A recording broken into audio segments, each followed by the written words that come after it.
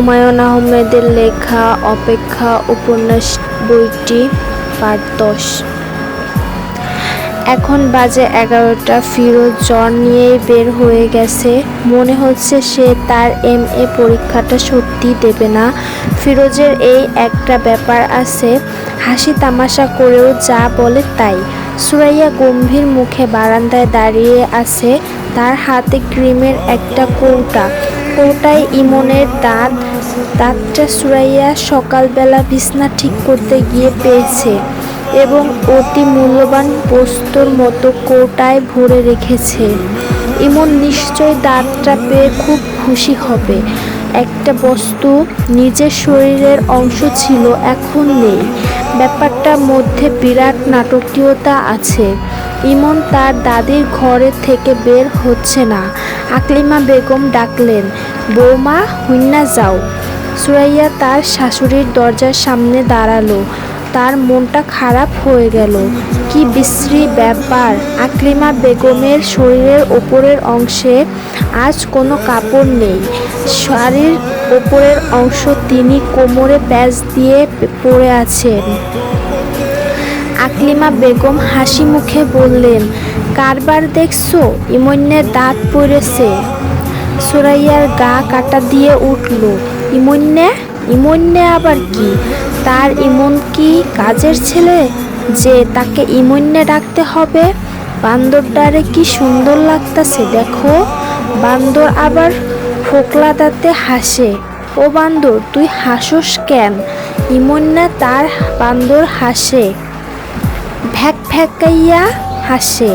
ইমন কি হাসবে? আকলিমা বেগম হেসে হেসে কুটি কুটি হচ্ছেন। তিনি পা লম্বা করে মেঝেতে হেলান দিয়ে বসেছেন। ইমন বসেছে তার ছড়ানো পায়ের ওপর। তিনি মাঝে মাঝে পা নাড়াচ্ছেন। ইমনের আনন্দ ততই উথালে উঠছে। আকলিমা বেগম হাসি মুখে ছড়া কাটলেন। দাঁত পড়া কুলি পড়া, মধ্যিখানে খাল। বুড়ি বেটি হাইগা থুইছে, বড়ই হাত লম্বা নাল। এইবার হাসার পালা ইমনের।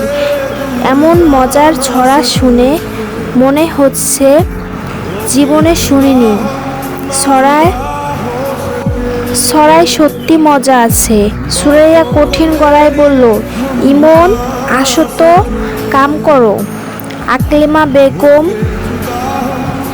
থাহুক না, খেলতেছে না, তুমি তোমার কাম করো। ও ইমন না, দাঁতের ফাঁক দিয়া স্যাপ ফেল দেখি। ইমন দাঁতের ফাঁক দিয়ে পিস করে থুথু ফেললো। সেই থুথু পড়ল তার দাদির গায়ে।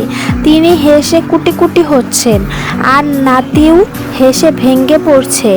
আনন্দের আজ যেন বান ডেকেছে।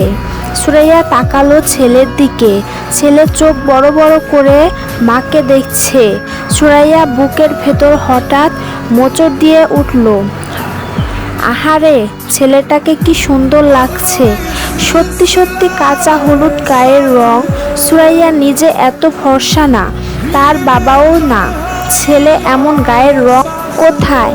দাঁত পড়া ছেলের চেহারা আজ আরো সুন্দর হয়ে গেছে। দাঁত পড়া ছেলেটা অদ্ভুত মুখটা ক্রমাগত চুমু খেতে ইচ্ছা করছে। শাশুড়ির পায়ের ওপর থেকে ছেলেটাকে জোর করে ধরে নিয়ে এলেন। কেমন হয়? খুব ভালো হয়, কিন্তু সম্ভব না। সুরাইয়া চলে এলো। তার ইচ্ছা করছে